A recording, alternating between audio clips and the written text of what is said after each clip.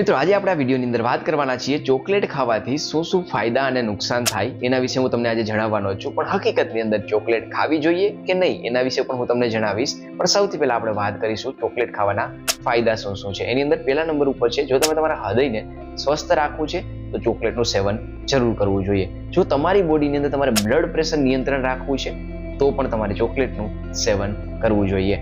ત્રીજું છે, જો તમારી બોડીની અંદર સ્ટ્રેસ અને તણાવનું પ્રમાણ બહુ જ વધારે માત્રાની અંદર છે અને નિયંત્રણ કરવું છે તો પણ તમારે ચોકલેટનું સેવન કરવું જોઈએ।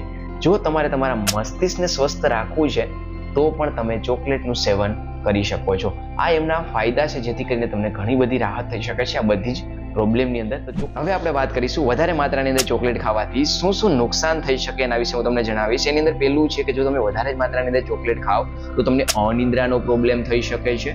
બીજું છે કે જો તમે વધારે માત્રાની અંદર ડાર્ક ચોકલેટ ખાઓ તો તમને ચક્કર આવવાની સમસ્યા પણ થઈ શકે છે। નંબર 3 છે, તમે વધારે માત્રાની અંદર ચોકલેટ ખાવાનું શરૂ કરી દો તો તમારું વજન પણ વધવાનું શરૂ થઈ જશે। નંબર 4 છે, તમે વધારે માત્રાની અંદર ચોકલેટ ખાશો તો તમે જોયું પણ હશે નાના બાળકોના દાંત સડવા લાગે છે, એમ દાંતની અંદર સડો બેસવાનું શરૂ થઈ જશે। એટલે ચોકલેટ ખાવી જોઈએ। Chocolate is very good food, પણ વધારે માત્રાની અંદર ચોકલેટ ખાવી એ આપણી હેલ્થ માટે પણ સારી નથી। લિમિટેડ ચોકલેટ ખાશું તો બહુ જ સારું રહેશે। જો વિડીયો તમને સારો લાગ્યો હોય તો શેર કરજો તમારા મિત્રો સાથે, ફોલો કરજો આપણા પેજને। ફરી મળીશું સારા વિડીયો સાથે। જય દ્વારકાધીશ, જય શ્રી કૃષ્ણ।